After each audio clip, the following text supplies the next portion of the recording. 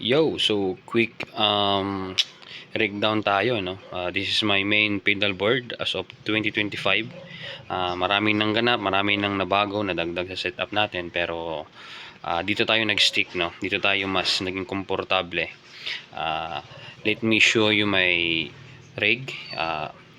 Starting with this volume and wah pedal.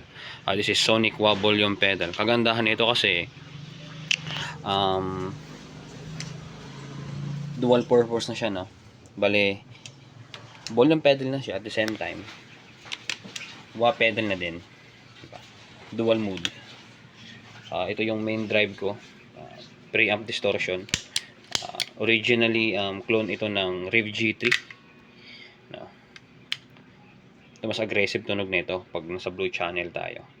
Kagandahan kay Prometheus Sigma, shoutout pala sa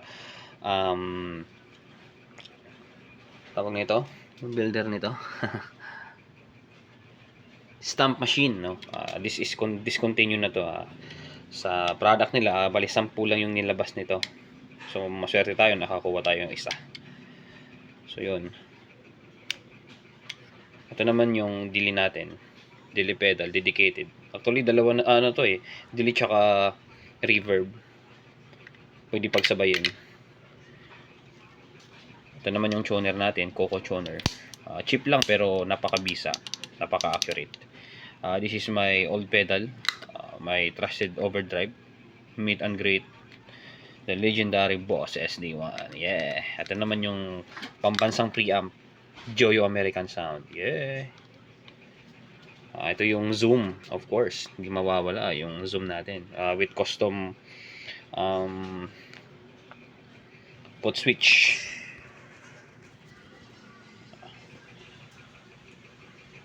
Ito, kagandahan nito kasi may pot switch tayo dito for AC access. Yes. Left and right, walang problema. Yun, no? Labas, patch. Napakadaling gamitin. Napakabisa. Yun, no? Tsaka meron tayo dito, Boster ito. VSN. Boster by VSN. Ang gandahan nito kasi, napaka-transparent ng tunog. Natural yung napoproduce. Hindi maapektuhan yung tunog mo. Yung drive. Lalo na sa drive. Usually ginagamit ko during Clinton. Tsaka may buffer tayo dito.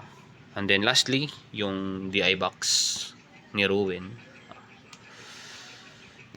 Yun. So far yun lang muna. This is it.